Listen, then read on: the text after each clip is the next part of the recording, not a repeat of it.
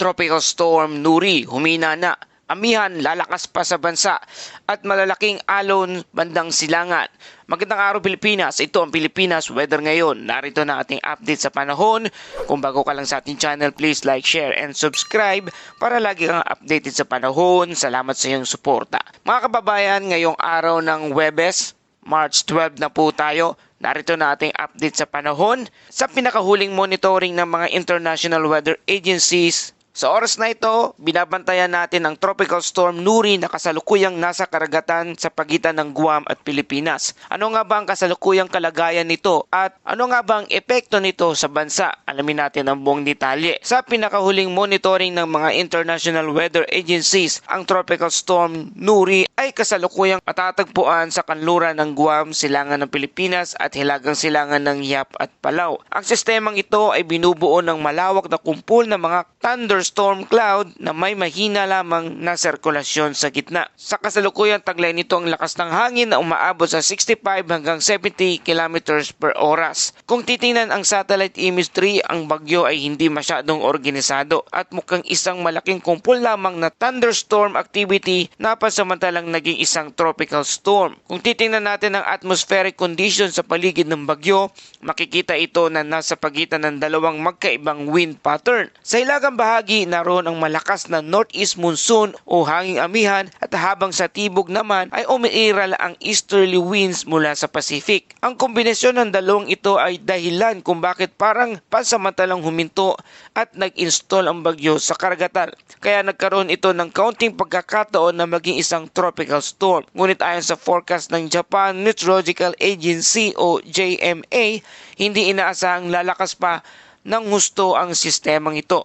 Sa katunayan, inaasahan na maaring humina muli ito pabalik sa isang low pressure area sa loob ng mga susunod na 24 oras dahil sa malakas na wind shear mula sa hanging amihan. Kapag mataas ang wind shear, napuputol ang ekstruktura ng bagyo kaya nahihirapan itong lumakas. At para naman sa galaw ng bagyo, sa forecast track, inaasahan ang Tropical Storm Nuri ay kikilos pahilaga at daraan sa hilaga ng Guam. Pagkatapos nito ay lilihis ito pahilaga at pahilaga ang silangan habang nasa karagatan pa rin at unti-unting hihina habang papalayo sa tropics. Sa madaling salita, hindi ito inaasahang lalapit o tatama sa bansa. Ano naman ang mga posibleng maging epekto nito sa mga malapit na lugar? Sa Northern Mariana Island, sa mga lugar tulad ng Saipan, inaasahan ang malalakas na pag-ulan, thunderstorm at posibleng pag-ulan na aabot mula 100 hanggang 200 mm na buhos ng ulan. Ito ay dahil sa pakikipag-ugnay ng bagyo sa monsoon winds at sa rehiyon. Sa Guam, mas limitado ang epekto ng bagyo. Inaasahan lamang ang kalat-kalat na pag-ulan, paminsan-minsang thunderstorm at inaasahan pa nga nagaganda ang panahon sa mga susunod na araw habang papalayo ang bagyo. Sa ngayon, wala pang inilalabas na tropical storm o typhoon warning sa rehiyon. At para naman dito sa ating bansa, ang magandang balita ay mananatiling malayo ang tropical storm Nuri sa ating bansa. Ngunit kahit malayo ang bagyo,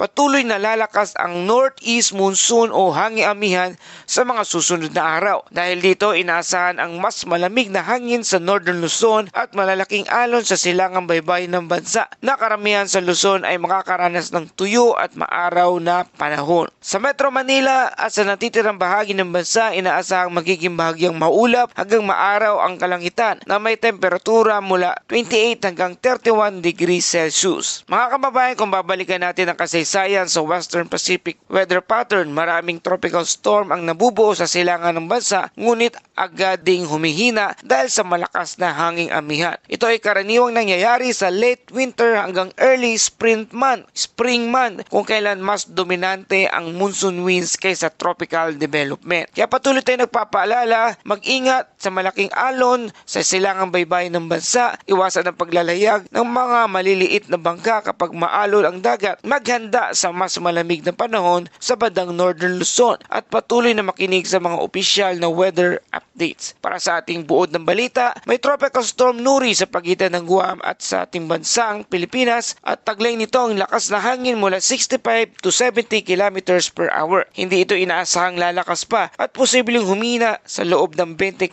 oras. Kikilos ito pahilaga at lalayo sa ating bansa. Sa kasalukuyang sitwasyon ng panahon, hanging amihan at ang pangunahing nakakaapekto dito sa ating bansa. At dumako na tayo sa ating Bible verse of the day mula sa Matthew chapter 8 verse 27. Even the winds and the waves obey Him. Mga kababayan, ang talatang ito ay nagpapaalala sa atin na kahit gaano kalakas ang hangin o alon sa dagat, ang Diyos pa rin ang may kapangyarihan sa lahat ng ito. Sa gitna ng mga bagyo ng buhay, physical man o emosyonal, maaari tayo magkaroon ng kapayapaan dahil ang Diyos ang may control sa lahat ng bagay. At yan po ang ating latest weather update dito sa ating bansa. Kung nagustuhan nyo ang balitang ito, please like, share, and subscribe para lagi kayong updated sa panahon. Salamat sa iyong suporta. Ito ang Pilipinas weather ngayon na lagi nagpapaalala, maghihanda, maghiligtas, mag-alerto. Ingat tayong lahat.